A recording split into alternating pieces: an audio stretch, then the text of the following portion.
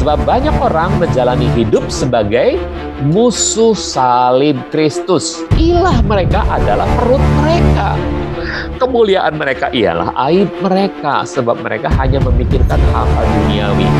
Semuanya tidak akan dapat memisahkan kita dari kasih Tuhan yang ada dalam Kristus Yesus Tuhan kita.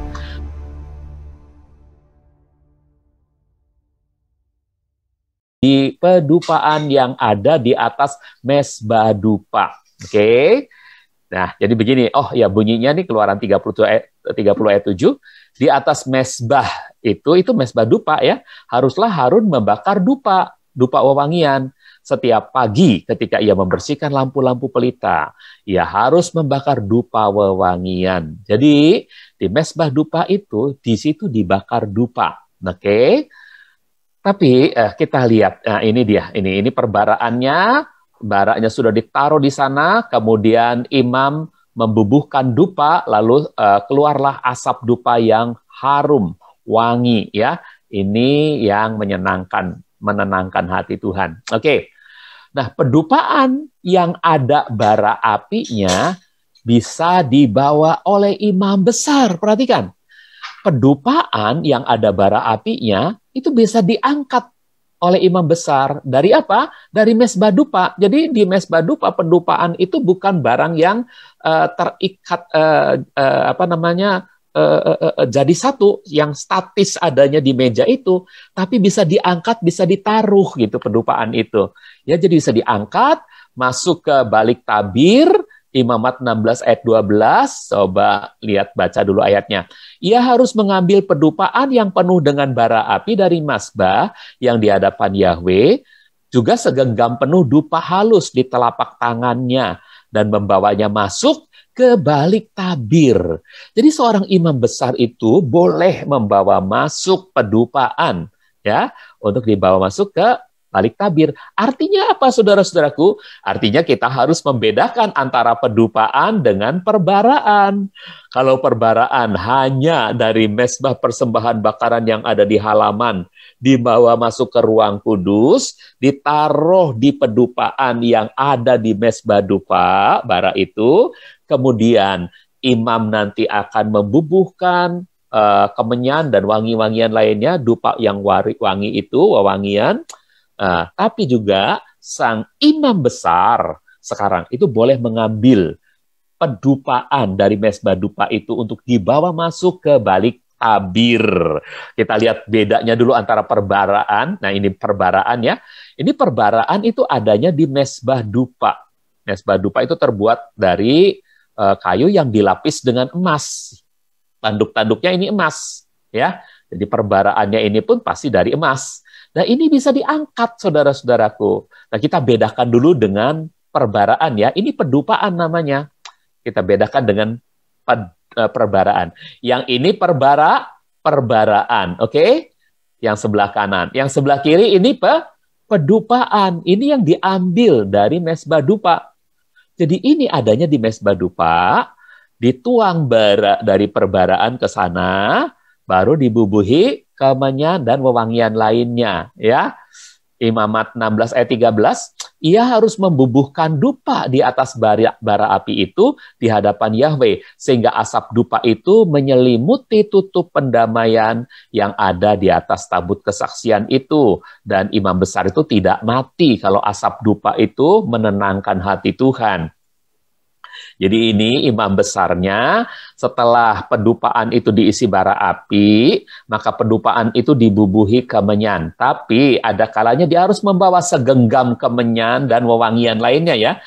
Dupa wewangian dia harus bawa segenggam, kemudian perbaraan itu diangkat oleh dia, dibawa masuk ke balik tabir. Dibawa masuk ke balik tabir sampai ke dia taruh ini di depan tabut perjanjian, asap dupanya itu semerbak, sementara dia memerciki tutup pendamaian dengan darah yang dia bawa juga. Nah, oke, itu yang dilakukan oleh imam besar. Jadi ini pedupaan, saudara-saudara ingat bedanya pedupaan dengan perbaraan? Mari kita lihat lagi gambarnya. Nah, ini pedupaan, ini perbaraan. Perhatikan bedanya, saudara ya. Jadi mungkin di apa namanya LAI tidak begitu dijelaskan, tapi Bill coba menjelaskan ya perbedaan antara pendupaan dan perbaraan. Nah, jadi ini pendupaan yang dibawa oleh imam besar. Nah, dibawa masuk sampai ke balik tabir di depan tutup pendamaian, di depan tabut kesaksian atau tabut perjanjian. Pendupaan hanya boleh diisi dengan bara api dari mesbah persembahan bakaran. Jadi pendupaan itu tidak boleh diisi oleh bara api dari tempat lain. Hanya boleh diisi oleh bara api yang berasal dari mesbah persembahan bakaran atau mesbah bakaran. Ya, jadi kalau apinya mesbah persembahan bakaran itu datangnya dari Yahweh, itu Imamat 9 ayat 24, api itu menyambar dari surga, ya. Tiba-tiba keluarlah api dari hadapan Yahweh, lalu melalap persembahan bakaran dan lemak-lemak di atas mezbah itu. Ketika seluruh umat itu melihatnya, mereka pun bersorak-sorai lalu bersujud. Nah, api ini harus dipelihara. Api yang menyalakan kayu api sehingga membakar persembahan pertama kali ketika orang Israel mulai memberikan persembahan bakaran. Nah, api yang pertama kali menyala ini harus dipelihara. Nyalanya dengan cara apa? Tentu para imam harus menjaga agar api itu tidak padam. Dengan cara apa? Mereka harus membakar kayu. Mereka harus memasukkan kayu-kayu terus-menerus. Ya, Imamat 6 ayat 12. Api pada mazbah itu haruslah tetap menyala. Tidak boleh padam. Maka setiap pagi imam harus membakar kayu pada mazbah itu dan menata persembahan bakaran di atasnya. Lalu membakar lemak persembahan pendamaian padanya. Jadi imam harus menjaga dengan menaruh kayu bakar. Tapi kalau kayu bakar itu pun penuh ditaruh tanpa dibolak-balik, ya, maka kayu bakar itu akan padam. Karena itu diperlukan sekop untuk menggoyang kayu itu atau membongkar kayu-kayu yang berjibun di dapur itu supaya jangan sampai kekurangan oksigen dan padam. Api itu harus dijaga. Jadi itu gunanya sekop kemarin ya. Oke. Jadi bara api dari Yahweh inilah yang digunakan untuk membakar dupa. Nanti ketika dihasilkan bara api dari kayu itu, ya, arangnya yang menyala itu yang digunakan untuk membakar dupa. Jadi ini harus dijaga, ya. Api itu harus dijaga dengan imam terus-menerus memasukkan kayu bakar, tetapi dia juga harus membolak-balik atau membongkar-bongkar kayu bakar yang ada di dapur itu, ya. Nah, ini ya. Oke. Nah, kemudian kita harus lihat ini yang disebut bara api. Bara api dari kayu, jadi seperti arang yang menyala, yang membara, saudara-saudaraku. Ini yang diambil oleh sekop, dituang ke perbaraan, dibawa oleh imam masuk ke ruang kudus, ke ruangan suci, di situ ditaruh di atas pendupaan yang ada di mezbah dupa. Oke, masih ingat? Kemudian setelah dinyalakan dupa di sana, seluruh ruang kudus itu betul-betul penuh asap dupa. Nah, tapi seorang imam besar bisa mengambil pendupaan itu untuk dibawa masuk ke ruang maha kudus. Nah, gitu ya. Nah, ternyata saudara-saudaraku pada zaman dahulu itu ada perlakuan yang salah, yaitu dari Nadab dan Abihu. Dia mengambil bara api asing. Dia mengambil api asing. Itu dilakukan oleh Nadab dan Abihu. Imamat 10 ayat 1 mengatakan, Nadab dan Abihu, anak-anak Harun, masing-masing mengambil pendupaannya dan menaruh api serta membubuhkan dupa di atasnya. Mereka telah mempersembahkan api asing ke hadirat Yahweh. Saudara, ada yang tahu apa yang disebut api asing? Apa yang dilanggar oleh Nadab dan Abihu? Dia tidak mengambil bara api dari mezbah persembahan bakaran. Dia mengambil mungkin dari dapurnya sendiri, ya. Jadi dia bawa perbaraan, dia ambil dari dapurnya sendiri bara api itu, arang yang sedang membara itu, lalu dia langsung masuk ke ruangan suci sambil membawa segenggam dupa wewangian gitu ya. Nah, itu yang salah, itu yang tidak boleh, itu api asing namanya. Harusnya bara api yang diambil adalah yang dari mezbah persembahan bakaran. Nah, apa akibatnya dari kelalaian Nadab dan Abihu, anak-anak Harun ini? Ya, karena Yahweh tidak memerintahkan hal itu kepada mereka. Apa yang terjadi? Ini gambaran Nadab dan Abihu. Ya, dia membawa api asing. Mungkin ini adiknya, entah Nadab atau Abihu bilang, Kak, kenapa nggak ambil bara dari sana gitu? Ah, udah ini aja, kita bisa langsung katanya. Apa yang terjadi? Coba. Nadab dan Abihu, bilangan 3 ayat 4a, sudah mati di hadapan Yahweh ketika mereka membawa api asing ke hadapan Yahweh di padang gurun Sinai. Jadi di padang gurun Sinai itu Nadab dan Abihu meninggal karena apa? Karena mereka melanggar ketetapan Tuhan, ya. Mereka harus mati di sana. Nah, inilah gambaran dari Nadab dan Abihu yang celaka karena melanggar apa yang jadi ketetapan Tuhan.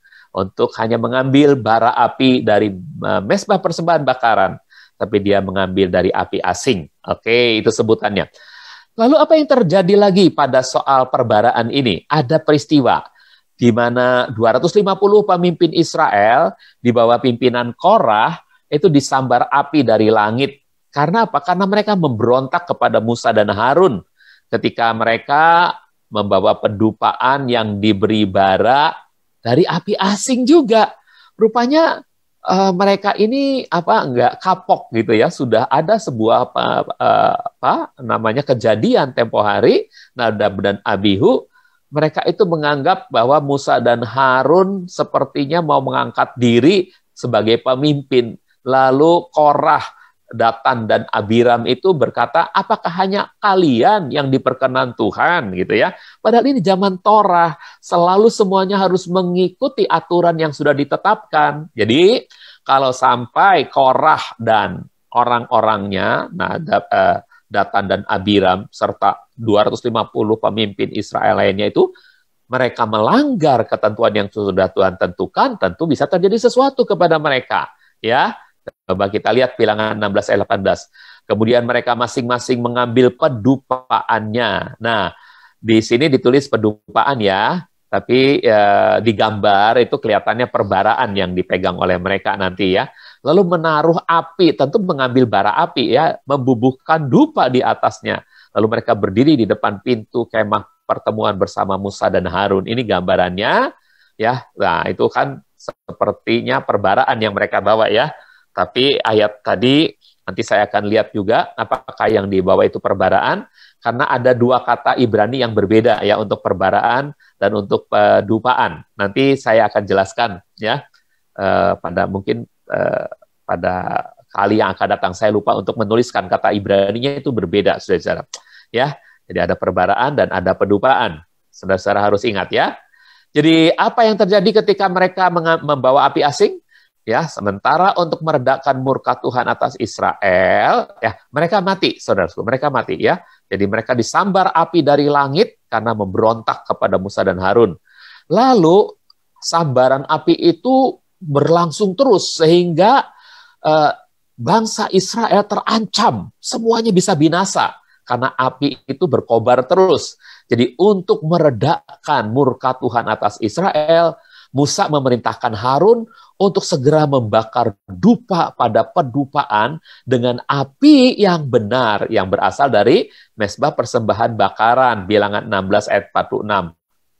Lalu Musa berkata kepada Harun, ambillah pedupaan, taruhlah di atasnya bara api dari mezbah, bubuhkanlah dupa, bawalah secepatnya kepada jemaat, dan adakanlah pendamaian bagi mereka. Sebab murka Yahweh telah keluar, dan telah dimulai. Jadi waktu Harun melaksanakan semua perintah yang disampaikan Musa kepadanya, perintah Tuhan, perintah Yahweh, maka terjadilah pendamaian antara umat Israel dengan Yahweh.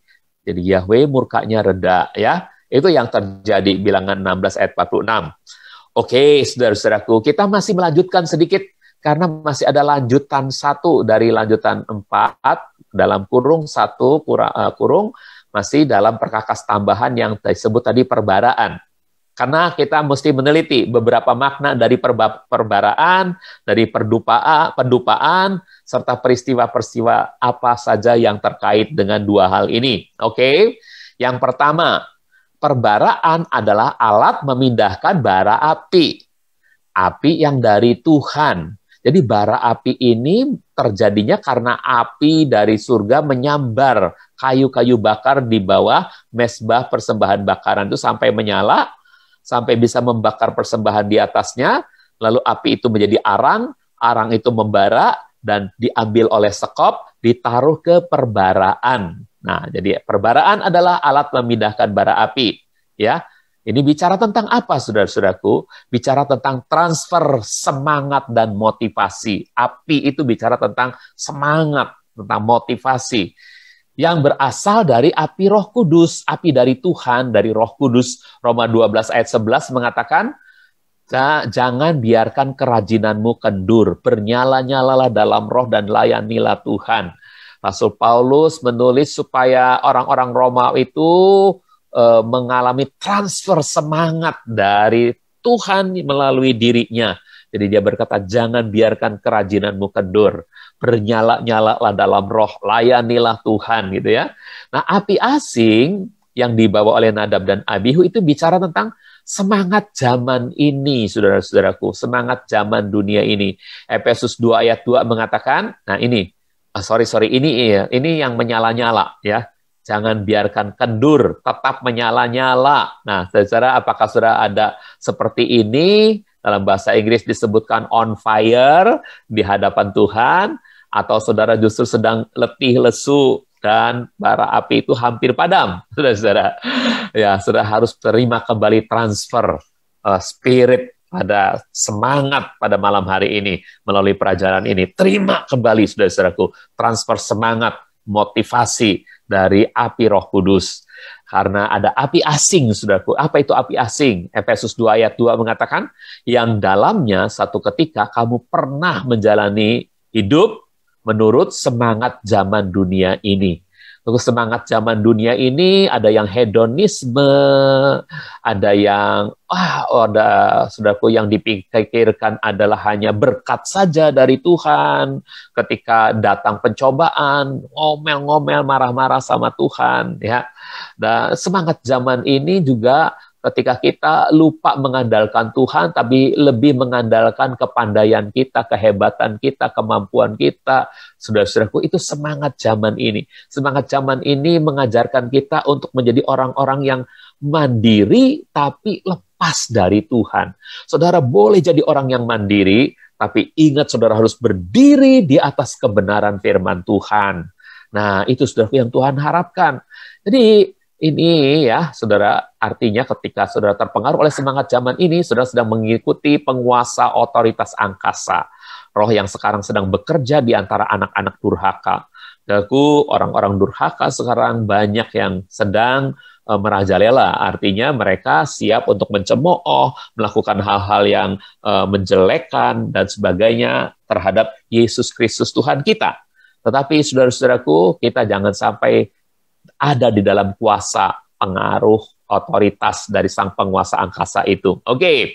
Nah, saudaraku, yang kedua, kita bicara soal Nadab dan Abihu itu membubuhkan api asing pada pendupaannya. Imamat 10 ayat 1 tadi.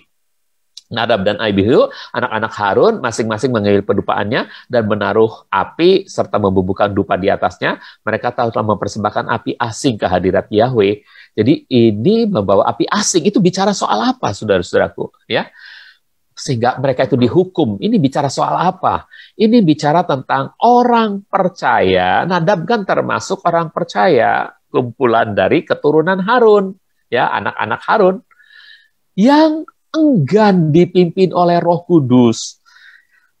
Maka mereka akan binasa dalam kedagingannya. Kedagingan itu akan menyeret, saudaraku, keturunan Harun, ya. Filipi 3 ayat 18 dan 19, ya, keturunan Harun. Karena penebusan belum terjadi di atas kayu salib, jadi mereka belum sah termeterai, mereka hanya baru bayar uang muka. Nah, ketika mereka baru bayar uang muka, mereka melanggar, saudara-saudaraku, mereka nggak ketulungan.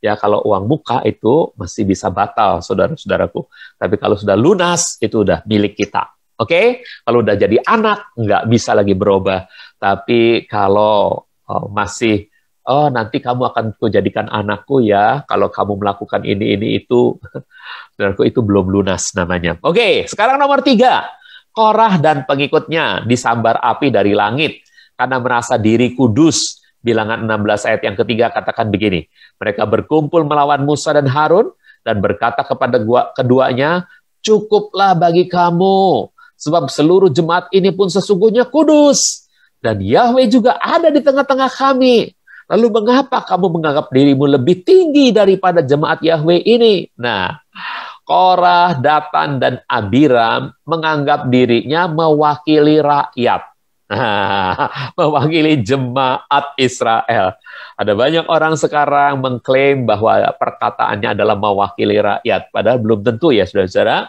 Jadi lihat, Korah, Datan, dan Abiram, dia mengatakan kepada Musa dan Harun, ketika mereka menganggap Musa dan Harun itu semau-maunya pakai otoritas untuk memimpin kami, padahal apakah mereka lebih baik dari kami gitu. Korah, Datan, dan Abiram menganggap dirinya cukup baik, ya, menganggap dirinya cukup layak, dan menganggap dirinya adalah perwakilan sesungguhnya dari seluruh jemaat. Dipikirnya semua jemaat itu nggak puas dengan Musa dan Harun, padahal itu karena iri hati mereka saja, saudaraku. Ya, jadi ini yang terjadi, perkataan dari Korah, Datan, dan Abiram, dan 250 tua-tua yang lain. Lalu apa yang terjadi? Ya, karena mereka merasa diri kudus. Zaman itu imamat itu mengikuti peraturan Lewi, saudara-saudaraku. Kenapa sih kok zaman sekarang gereja gitu bisa mudah pecah? Tapi kita lihat kan yang pecah itu masing-masing berkembang, ya udah enggak apa-apa. Tapi kenapa kok Tuhan nggak murkai gitu ya, saudara-saudara? Kok dulu kok Korah, Datan, dan Abiram begitu saja disambar api dari langit? Nah, karena ini, saudaraku, zaman itu imamat, kan Korah, Datan, dan Abiram kan kepengen jadi imam. Itu mengikuti peraturan Lewi, saudaraku. Apakah mereka anak-anak Lewi? Kalau bukan, mereka tidak layak menjadi imam. Hanya anak-anak Lewi yang layak menjadi imam. Oke? Nah, tapi kalau sekarang, saudara-saudaraku, ini zaman anugerah. Semua kita adalah imam-imam, semua kita adalah raja-raja, sebab kurban Kristus telah menggenapi semua tuntutan peraturan Lewi itu sudah digenapi. Yesus sendiri bukan keturunan Lewi, Yesus keturunan Yehuda, tapi dia bisa menjadi imam besar kita, karena dia mengikuti peraturan siapa? Melkisedek. Peraturan Melkisedek itu dia seorang imam besar yang leluhurnya tidak diketahui siapa, pasti bukan Lewi, karena Lewi baru 500 tahun kemudian lahir gitu ya. Itu imam besar di zaman Abraham yang berjarak 500 tahun dari zaman Musa. Nah, saudara-saudaraku, jadi Kristus mengikuti peraturan Lewi, dan karena kurban Kristusnya sudah menggenapi semua tuntutan peraturan-peraturan Torah yang menulis tentang Lewi harus menjadi imam, maka kita berhak untuk menjadi imam-imam juga bersama dengan Tuhan. Saudara adalah imam bagi keluargamu. Saudara adalah imam bagi jemaat yang Tuhan percayakan kepada saudara sebagai gembala. Saudara adalah imam bagi teman-teman saudara yang saudara menangkan. Wahyu 1 ayat 5b dan ayat 6 mengatakan, ya, kalau itu tadi mereka disambar api, ini bunyi dari Wahyu 1 ayat 5b dan 6. Bagi dia yang telah mengasihi kita dan telah membasuh kita dari dosa-dosa kita dengan darahnya, perhatikan, lunas sudah, serta telah menjadikan kita raja-raja dan imam-imam bagi Tuhan dan Bapaknya. Bagi dia, Yeshua HaMasyiah, kemuliaan dan kekuasaan untuk selama-lamanya. Amin. Nah, saudaraku, jangan lupa, saudara punya jabatan imam. Saudara punya jabatan raja yang memerintah nanti. Saudara punya jabatan nabi untuk memperkatakan firman Tuhan dengan lantang dan berani. Amin. Oke, ini semua karena Tuhan sudah membayar kita lunas di atas kayu salib. Oke. Mezbah persembahan bakaran yang menyala terus-menerus dalam Imamat 6 ayat 12. Api pada mezbah itu haruslah tetap menyala. tidak boleh padam. Maka setiap pagi, imam harus membakar kayu pada mezbah itu dan menata persembahan bakaran di atasnya, lalu membakar lemak persembahan pendamaian padanya. Jadi tidak boleh padam, harus tetap menyala. Saudara-saudaraku, itu apa artinya? Ini nggak boleh padam, harus tetap menyala ya. Jadi ini artinya apa, saudara-saudaraku? Nah, ya, ini menandakan bahwa kurban harian yang terus-menerus, ada kurban harian terus-menerus, tiap pagi dimasukin api, taruh lagi kurban. Ini membuat bangsa Israel selalu diingat Tuhan dalam perjalanannya selama 40 tahun. Saudara-saudaraku, Musa dan Harun menyelenggarakan peribadatan ini yang membuat Tuhan selalu ingat pada kurban harian yang dilaksanakan terus-menerus. Nanti pada zaman antikris, saudara-saudaraku, bait suci itu sudah didirikan. Lalu orang Israel pada pertengahan awal 3,5 tahun zaman antikris mulai mempersembahkan kurban harian. Tapi 3,5 tahun kemudian dihentikan, saudara-saudaraku. Karena waktu itu antikris berkuasa dan dia menghentikan kurban harian, lalu dia berdiri menajiskan bait suci. Nah, saudara-saudaraku, jadi ingat, kalau kurban harian masih dilaksanakan, saudara-saudaraku, Tuhan ingat pada bangsa Israel. Maka pada pertengahan itu Tuhan akan merapture 144.000 orang-orang Israel naik ke surga sebagai buah sulung Israel, saudara-saudaraku. Karena kurban harian terus-menerus ya, membuat bangsa Israel selalu diingat oleh Tuhan. Nah, untuk kita apa, saudaraku? Untuk kita adalah bicara tentang kurban Kristus yang bernilai kekal. Kalau harian itu bisa sampai 40 tahun, atau bisa sampai 100 tahun, atau 1000 tahun, sampai zaman Israel berdiri sampai sekarang masih terpelihara, masih diingat Tuhan, karena nanti akan diselamatkan juga. Tapi kurban Kristus itu bernilai kekal. Lebih dari 1000 tahun, lebih dari 2000 tahun, lebih dari 7000 tahun. Dan ini bernilai kekal. Ibrani 9 ayat 12 mengatakan, bahkan dia rela telah masuk sekali untuk selamanya ya ke dalam ruang Maha Kudus untuk meroleh penebusan kekal bagi kita. Jadi penebusan bagi kitanya itu kekal, penebusan kekal. Nah, bukan dengan darah domba jantan atau anak lembu, melainkan dengan darahnya sendiri. Jadi, tidak ada yang bisa menggagalkan keselamatan melalui kasih Kristus. Kalau Kristus sudah mengasihi kita, saudara-saudaraku, kalau Kristus sudah menaruh kita dalam genggamannya, tidak ada seorang pun yang bisa merampas kita dari genggaman tangan Kristus, saudara-saudaraku. Ya, Roma 8 ayat 38-39 mengatakan, sebab aku yakin bahwa baik maut maupun hidup, baik malaikat-malaikat maupun penguasa-penguasa, ataupun kuasa-kuasa, baik yang ada sekarang maupun yang akan datang, baik yang ada di ketinggian maupun yang ada di kedalaman, bahkan suatu makhluk ciptaan yang lain. Nah, apakah itu alien atau apa namanya, saudaraku? Semuanya tidak akan dapat memisahkan kita dari kasih Tuhan yang ada dalam Kristus Yesus Tuhan kita.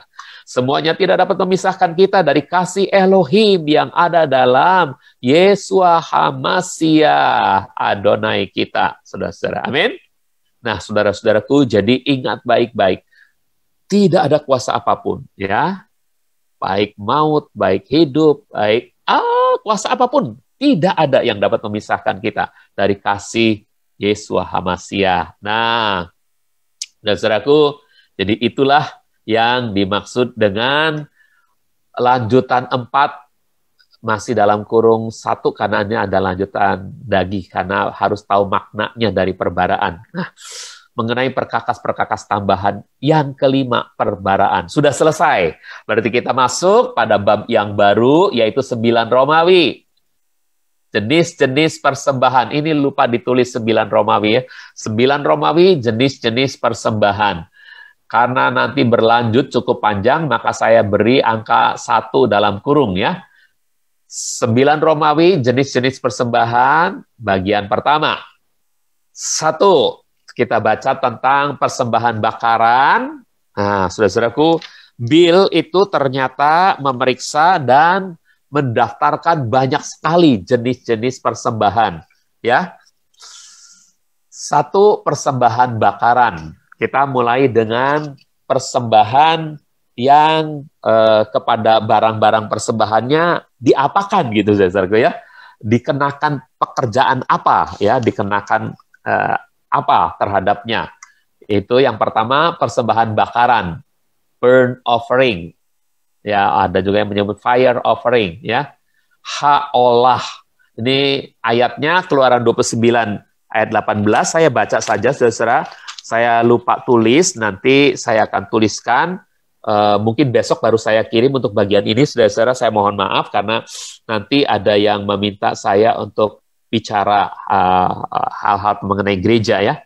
Jadi malam hari ini setelah pembicaraan itu saya akan coba tuliskan, mungkin tengah malam saya baru bisa kirim, atau besok saya baru bisa kirim. Yang pertama, persembahan bakaran, burn offering. Ini Keluaran 29 ayat 18. Saya bacakan demikian firman Tuhan. Ayat 18, haruslah engkau membakar seluruh domba jantan itu di atas mazbah. Itulah persembahan bakaran bagi Yahweh. Itulah bau harum yang menenangkan. Suatu persembahan api-apian bagi Yahweh. Nah, ini yang pertama. Yang kedua, persembahan sajian, present offering. Nah, ini sajian itu apa, saudara-saudaraku? Sajian tentu sesuatu yang disajikan. Kalau bakaran sesuatu yang dibakar, betul ya? Oke, yang disajikan. Misalnya dalam meja roti sajian, itu 6 roti disajikan, 6 roti di satu sisi, dan 6 lagi roti bundar di sisi yang lain. Itu roti bundar yang besar-besar disajikan. Berikut dengan kemenyan juga disajikan di sana, saudara-saudaraku. Jadi, itu yang disebut sajian.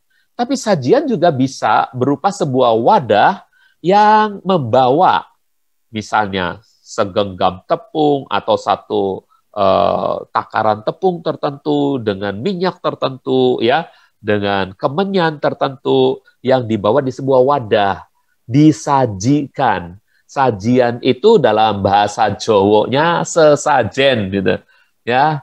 Sajen, sesajen. Jelas, kalau di Bali itu banyak sesajen. Nah, itu sajian. Nah, itu dipersembahkan kepada Tuhan.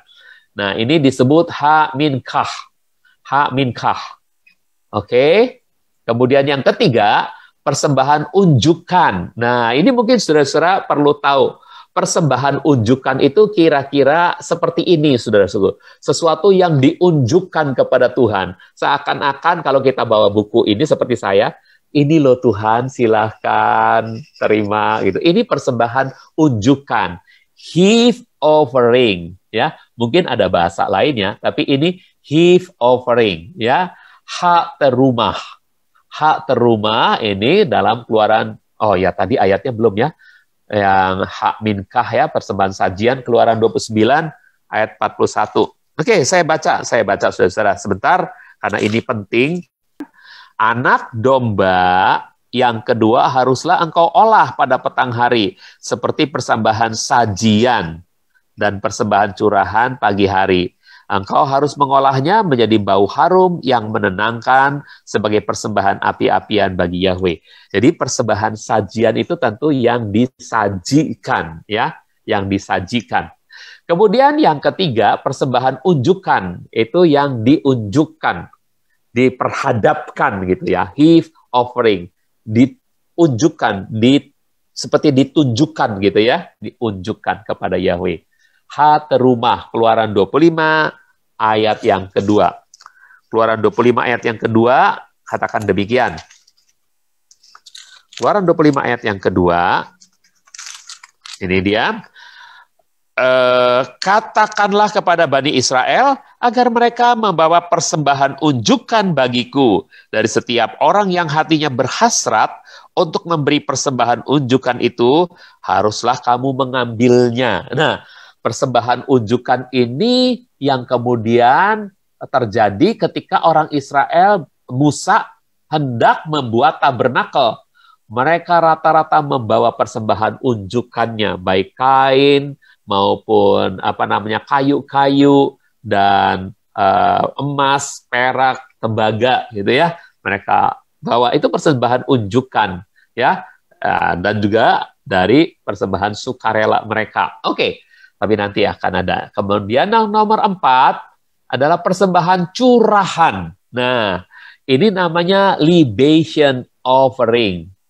Libation offering itu ha-nesek. Ha-nesek ini libation offering, persembahan curahan. Keluaran 29 ayat yang ke-40. Nah, kalau namanya curahan, libation, itu pasti ada cairannya, saudara-saudara ya. Keluaran 29 ayat 40 mengatakan demikian. Ya, ini dia, saya bacakan. Bersama anak domba pertama, 1/10 takar tepung yang terbaik, yang diadon dengan 1/4 hin minyak tumbuk, dan persembahan curahannya 1/4 hin anggur. Nah, jadi ada persembahan curahannya berupa anggur gitu. Jadi terhadap apa yang sudah disediakan di sini ya, yang disebut dengan persembahan yang tertulis di sini ya, ini makan untuk imam. Ada persembahan curahannya, ternyata 1/4 hin anggur. Katakanlah, saya belum periksa 1 hin itu berapa banyak ya, tapi katakanlah misalnya setengah botol gitu ya, itu 1/4 hin anggur gitu ya. Nah, itu persembahan curahannya, dia dicurahkan pada persembahan yang sudah ada di situ, yaitu anak domba ya, dan 1/10 takar tepung yang terbaik yang diadon dengan 1/4 minyak ya, lalu tinggal dicurahi anggur, itu namanya persembahan curahan. Oke? Nah, berikutnya sekarang persembahan ayunan. Kok ada persembahan unjukan, ada juga persembahan ayunan. Ini bahasa Inggrisnya wave offering. Dan ini ada di dalam bahasa Ibraninya, ha-tenupah. Ha-tenupah ini, saudara-saudara, Keluaran 29 ayat 24, mengatakan begini. Keluaran 29 ayat 24.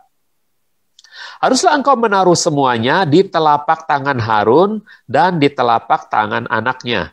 Dan haruslah engkau mengayunkan semua sebagai persembahan ayunan di hadapan Yahweh. Saudara-saudaraku, jadi ayat sebelumnya dikatakan juga seketul roti, sepotong kue yang diolesi minyak, dan sepotong kue tipis dari keranjang roti-roti yang tidak beragi, itu harus ada di hadapan Yahweh. Haruslah engkau menaruh semuanya di telapak tangan Harun dan di telapak tangan anak-anaknya.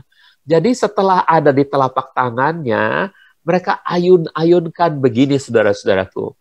Kira-kira seperti ini, saudara-saudara. Saudara melihat saya nggak gerakannya? Iya, ya, saya harap sudah melihat. Jadi ini yang disebut persembahan ayunan, ya. Kalau tadi unjukan itu seperti ini, kalau curahan itu hanya dicurahkan, kalau sajian itu di sebuah wadah disajikan, kalau di Bali itu pakai tetampah-tetampah ya. Kalau orang Israel bawa itu pakai sebuah wadah, lalu nanti bisa kemudian dari persembahan sajian itu bisa jadi persembahan unjukan atau persembahan ayunan gitu. Oke. Ya, makanya ini disebut persembahan ayunan, ha-tenupah. Keluaran 29 ayat 24. Sudah dibaca belum? Ayat 24 coba saya baca ya. Oke. Ya, sudah. Menaruh semuanya di telapak tangan lalu diayun-ayunkan. Sudah. Sekarang persembahan api-apian. Nah, ini lain ya. Tadi burnt offering, ini persembahan bakaran. Tapi ini persembahan api-apian, fire offering. Jadi yang tadi ini burnt offering, hanya burnt offering aja. Kalau fire offering ini persembahan api-apian. Apa bedanya sih Pak? Gitu ya. Sebetulnya ini hampir sama, tapi nama bahasa aslinya beda, saudaraku. Yang ini ha'olah, persembahan bakaran, ya. Yang ini ha'isheh. Ha'isheh, ya.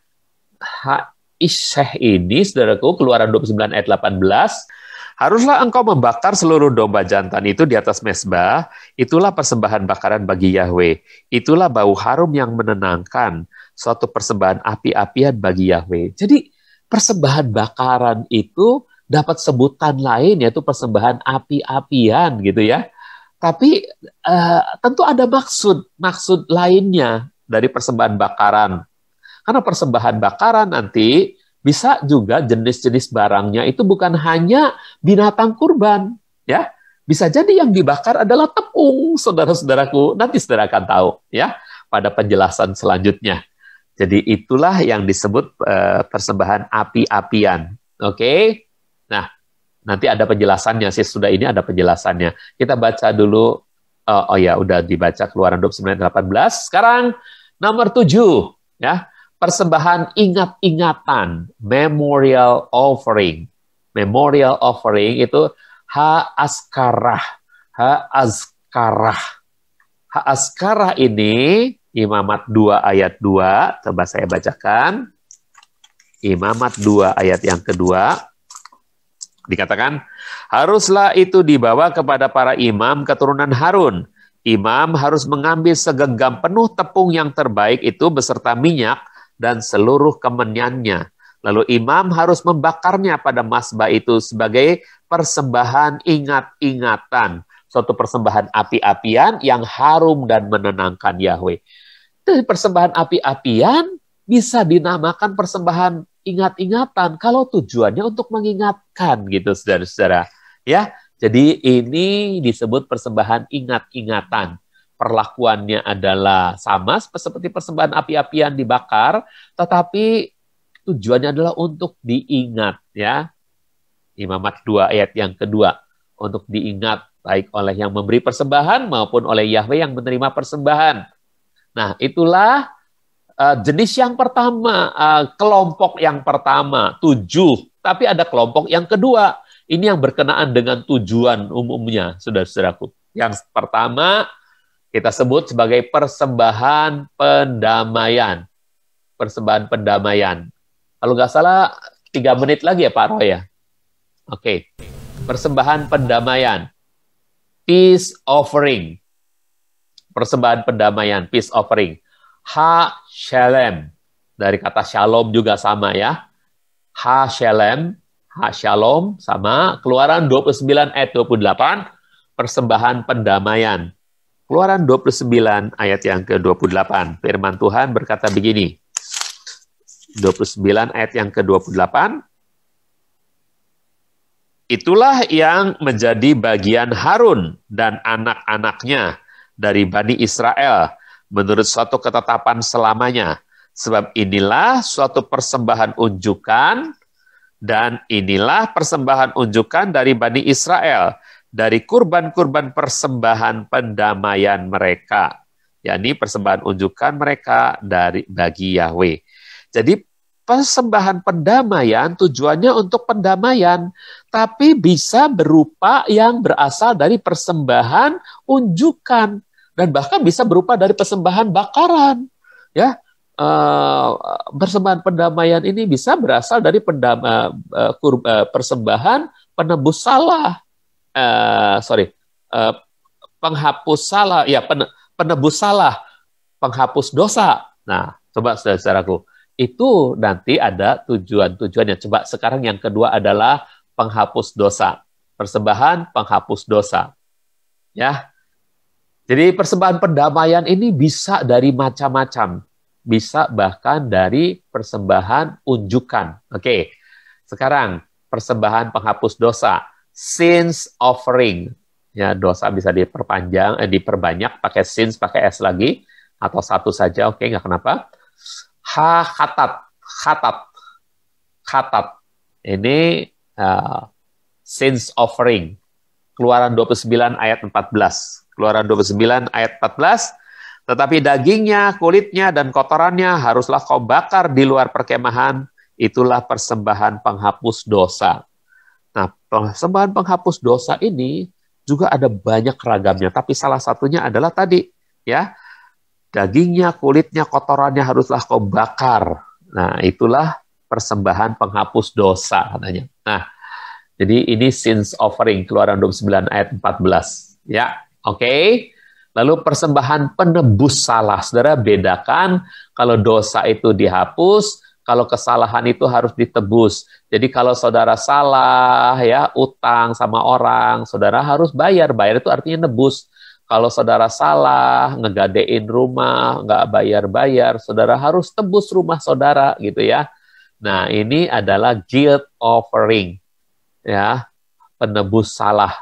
Oke, kalau dosa itu dihapus ketika saudara ditutupi, artinya dihapus itu ya, ketika saudara berdosa, Tuhan berkorban, maka dosa saudara ditutupi. Ketika saudara berdosa, saudara ada dalam zaman perjanjian lama, saudara bawa kambing jantan, saudara tumpangkan tangan saudara di atas kambing itu. Lalu dosa-dosa saudara itu ditanggung oleh kambing itu karena dia kemudian disembelih dan dia dibakar. Berarti dosa saudara ditutupi oleh darah kambing jantan atau lembu domba itu, saudara-saudara. Ya, nah itu penghapus dosa, penebus salah. Penebus salah ini disebut ha'asam. Ha'asam, ya. Imamat 5 ayat yang ke-6. Imamat 5 ayat yang ke-6 katakan demikian. Imamat 5 ayat yang ke-6, maka ia harus membawa persembahan penebus salahnya kepada Yahweh atas dosa yang telah ia lakukan berupa ya seekor anak domba betina atau seekor anak kambing betina sebagai persembahan penghapus dosa. Ini ayat pun akan coba diperiksa, tapi bisa jadi ini adalah sebuah perpaduan yang memang sulit untuk dibedakan, bukan sulit ya, berpadu gitu sehingga dua-duanya punya fungsi yang mirip-mirip gitu. Tapi yang jelas perkataannya beda pasti ya. Yang satu itu ha-khatat, yang satu lagi ha-asam. Oke, penebus salah itu ha-asam, asam. Sekarang persembahan pelantikan. Nah, ini juga mirip-mirip dengan persembahan penahbisan, saudara-saudara. Kalau pelantikan itu installing atau setting offering, ya. Installing atau setting offering. Ini pelantikan. Hamilu. Ya, memang ini harus dua tulisnya M-nya, ya L-nya, ya dua. Tapi susah karena susah ya satu kali aja lah. Hamilu. Ya, milu. Keluaran 29 ayat 22. Ini pelantikan. Kalau pelantikan itu untuk manusia mendapatkan jabatan. Tapi kalau penahbisan sebetulnya untuk benda yang dikuduskan untuk tugas tertentu seperti bait suci itu ditahbiskan ya. Ini pelantikan, ini pelantikan. Hamilu. Keluaran 29 ayat 22. Keluaran 29 ayat 22 katakan begini, ambillah lemak dari domba jantan itu, baik dari ekornya, isi perutnya, umbai hatinya, dan kedua ginjalnya, dan juga paha kanannya. Sebab ini adalah domba jantan persembahan penahbisan. Jadi untuk penahbisan siapa? Untuk penahbisan Harun, untuk penahbisan anak-anaknya, ya. Pelantikan. Di sini dikatakan, ini salah terjemahan. Ini Keluaran 29 ini saya sudah periksa, harusnya ini milu kata yang dipakai. Jadi bukan persembahan penahbisan, tapi persembahan pelantikan. Nanti ini akan dikoreksi, ya. Saya sudah perhatikan dan saya lihat, ya. Keluaran 29, Bill itu lari dari ILT, padahal ILT menulisnya di sana pelantikan, ya. Kalau nggak percaya, saya baca dari ILT. Ini ada di samping saya ILT, sebentar. Keluaran pasal 29 ayat 22. Keluaran 29 ayat 22, pasti pelantikan bunyinya. Ya. 29 ayat 22. Karena mungkin tim yang di Bill ini lupa bahwa ada beda penting antara dua kata itu. 29 ayat 22. Nah, ini bunyinya. Dan haruslah engkau mengambil lemak dari domba jantan itu, ekornya yang berlemak, lemak yang menutupi isi perutnya, dan umbai pada hatinya, dan kedua ginjalnya, dan lemak yang ada padanya, dan paha kanannya, karena itu adalah domba jantan persembahan pelantikan. Nah, ini persembahan pelantikan ya. Jadi nanti ambilnya dari ILT saja untuk ayat yang ini. Oke. 5. Persembahan penahbisan yang disebut consecration offering. Consecration ini baru penahbisan. Nah, ini disebutnya Chanukah. Nah, kalau tahun baru Israel itu disebut hari raya Chanukah. itu karena hari raya penahbisan pada waktu itu. Peringatannya adalah pada waktu siapa namanya? Ya, dia menahbiskan bait suci. Nah, menahbiskan ulang, mendedikasi ulang bait suci setelah menang perang melawan Yunani. Saya lupa namanya. Nah, kemudian dia menahbiskan bait suci itu dijadikan hari raya penahbisan atau hari raya tahun baru Israel, Hanukkah, ya. Hari raya penahbisan. Bilangan 7 ayat 10. Bilangan 7 ayat 10, coba kita baca dalam ini ya. Bilangan 7 ayat 10 dalam KSILT. Bilangan 7 ayat 10 dikatakan, dan para pemimpin membawa persembahan penahbisan mesbah. Nah, kalau penahbisan kan untuk benda, mesbah yang ditabiskan itu mesbah di sini ya. Ya. Dan para pemimpin membawa persembahan penahbisan mesbah pada pintu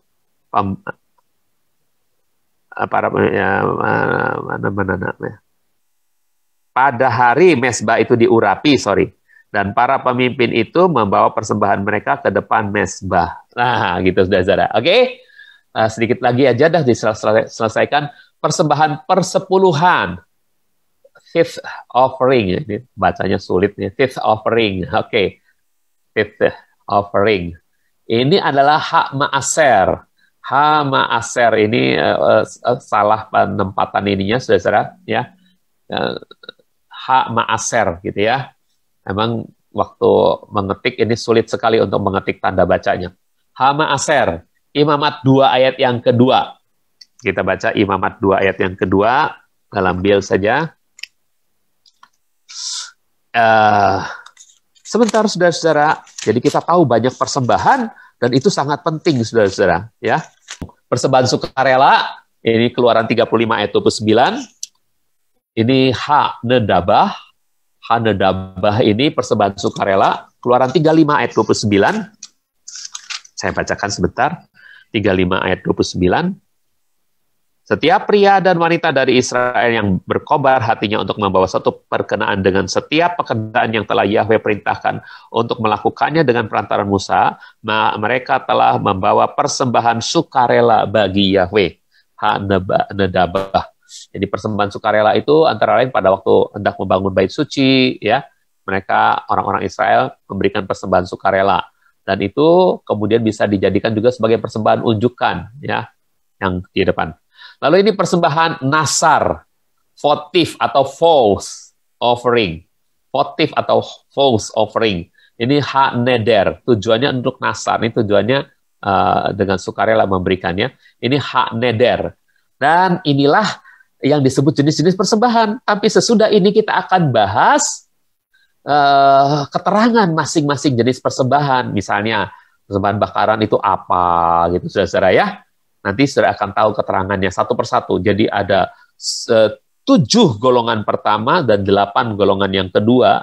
Jadi ada 15 persembahan yang tercatat dalam bil dan KSILT untuk kita bicarakan pada lain kesempatan. Oke, saudaraku, terima kasih untuk waktunya. Bapak Yahweh memberkati. Haleluya. Amin.